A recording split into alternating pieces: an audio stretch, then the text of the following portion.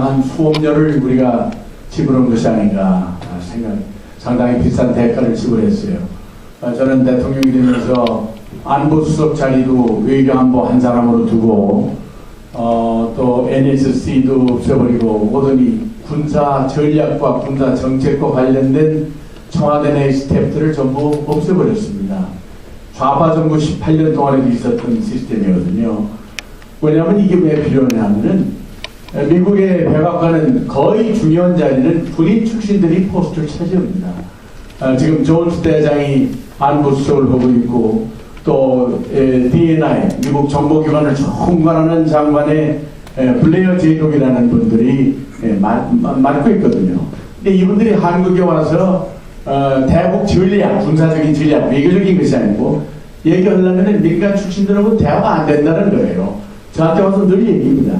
이번에 미국 CIA 한국 지국장을 했던 제임스 딜레이라는 분이 와서 고려대학에서 강의를 했는데 대단히 맹랑한 강의를 했어요. 우리가 듣기에는 뭐냐면 이번에 아웅산 사태도 그게 높은 데서 온 게 아니고 과격한 강경파 군인 집단에서 일으킨 사건이다 이렇게 그때 얘기를 했거든요.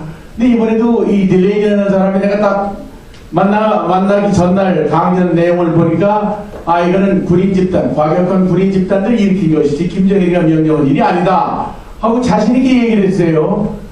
근데 다음날 만나가지고 너 전화 많이 안 받았느냐 했더니 많은 항의 전화가 왔다는 거예요. 우리 상식을 벗어나는 일이죠. 더군다나 미국 주요한 정보기관에 있던 사람들이 이 한반도의 이 중대한 사건을 그렇게 안이하게 볼 수 있나 분노를 참을 수 없을 정도의 말이에요. 그러나 여기는 보이지 않는 국가 이익을 배경으로 한 이 전략적 언어가 숨어 있는 거예요. 이거는 어떤 면에서 우리 이명박 대통령을 도와주고 싶은 마음이 있었던 거예요.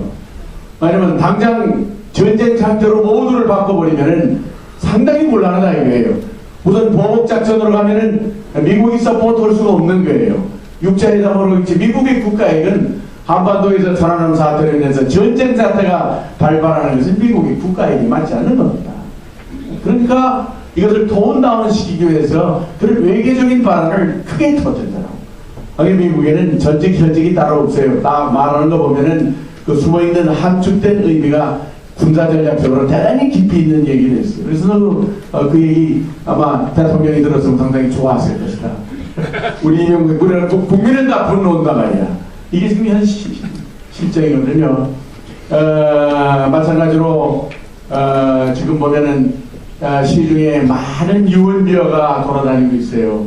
근데 이 유언비어가 대부분의 것이 사실과 맞지 않으면서 특별히 우리 군인들의 사기와 군인들의 위상에 맞지 않는 유언비어가 너무나 많이 돌아다니는 겁니다. 군인들이 목표가 되고 중심이 되어 있는 얘기들이에요. 여러분 생각해 보세요.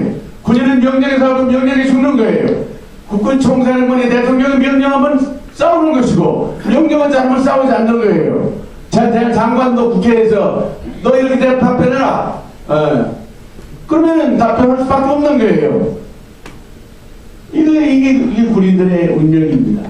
이런 군인을 가지고 비난하는 것은 잘못된 것이다. 우리 한국군은 제가 2004년부터 미국 국회 국방성에 국회에 많이 들어가는데 북한 인권 문제 때문에 미국 군인들이 특히 노무현이가 전작권 해체하고 연합사 해체하는 것에 대해서 미국 군인들이 제일 화를 내고 우라통을 터진 이유는 전 세계 국가들과 다 군사작전을 같이 해보고 동맹관계를 하고 있으면 한국 군인 이상 위대한 군인이 없다는 겁니다.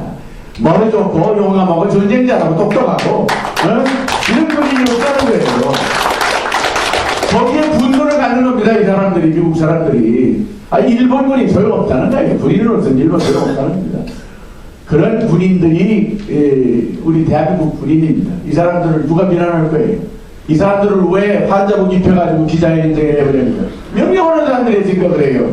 군인들 욕할 필요 없어요. 명령은 민간인이 합니다. 군인이 하는 게 아니에요. 이런 의미에서 우리 군은 더욱더 커져야 돼요. 강력해야 돼요. 군은 우리를 대신하는 거예요. 지금 소말리아 저기 대지해안에서 해적 잡는 군인들 이순신함이 지난번에 딱 쫓아가서 해적을 붙들긴 붙들었는데 우리 선원들이 죽을까봐 붙어있잖아요. 얼마나 멋있는 거예요. 30시간을 쫓아가가지고 해적을 딱 잡았는데 우리 원양어선 선원들이 다 인질이 벌써 된 이후이에요. 그러니까 전쟁도 모두 후퇴했지 않습니까? 이렇게 장엄한 위대한 역할을 우리 군인들이 하고 있다. 그래서 반성하고 회개해야 돼. 민간인들이야. 정치인들이야. 군인들이 아니라 이거예요. 그녀는 무기 주고 명령하면은 세계에서 제일 잘 싸우는 건데 용기 든 군대예요. 이 군대를 왜 우리가 질타하고 비하하고 왜 우리가 잘못된 군의 아들, 딸로 만들어 놓느냐. 이건 잘못된 일이라고 생각합니다. 다만 지금 수많은 유언표들이 돌고 그러는 것은 그 대통령께서 명쾌하게 자리를 잡아줬어야 돼요. 아까 정용석 박사가 말씀하신 거, 이정희 사원이 말씀하신 거, 그런 감각, 균형 있는 감각으로 군에 대해서 편견을 갖지 말고 군을 더 이 국가적인 보호를 생각하고 감싸면서, 다만 중도실용은 정책에는 중도실용이 있지만은 이념에는 중도실용이 있을 자리가 없다 하는 걸 이번에 이명박 대통령은 확실히 공부했을 것입니다. 우리는 다 알고 있는 것을 대통령이 3년 동안 붙잡은 학습비냐고 이제 배웠어요. 다행히 이제라도 늦지 않습니다. 이제 늦지 않으니까 이제부터 우리 대통령께서는 오늘 정영숙 박사가 말씀하신 것들을 전부 소화하셔가지고 청와대에도 정말 이 민감한 시기에 멀리 있는 국방장관을 불러놓아다 옆에 있는 안보수석, 그리고 NLCC도 만들고, 그래서 전략가들을 주변에 많이 갖다 놓으시고 공부해야 돼요. 전두환 대통령, 박정희 대통령은 선생님들이 많았습니다. 국제정치, 경제문제 전부 선생님들이 있어요. 이명박 대통령도 공부해야 돼요. 모르는 분야는 배워야 돼요. 어떻게 대통령이 다 압니까? 대통령은 지금 군사문제 잘 몰라요. 배워야 합니다. 그래서 이 나라를 지켜야 돼요. 어떻게 만들어낸 정권입니까? 이 대통령 혼자서 만든 정권이 아니에요. 우리 자유민주주의를 사랑하는 사람들이 피땀 흘려서 눈물 흘리면서 피눈물 흘리면서 만들어놓은 정권이고 이명박 정부입니다. 그러니까 이게 절대로 다음번 이번 시장 선거나 교육감 선거 그리고 대통령 선거에서 우리 내줄 수 없습니다. 우리 내주면 끝장이 대한민국은 끝장나는 겁니다. 그렇기 때문에 우리가 더 우리 대통령을 더 믿고 신뢰하고 밀어주고 정부를 믿고 정부를 정신 차려서 이제 제대로 된 국내 정책을 해가기를 간절히 바란다. 오늘 그런 의미에서 정영숙 박사님의 말씀은 대통령이 사단이 쓴 고울이 될지 모르겠지만 나는 귀중한 보약이 돼야만 될 줄로 믿고 있고 그걸 소화 못 시키면 안 된다고 생각합니다. 우리 정 박사님께 뜨거운 박수 한번 해주십시오.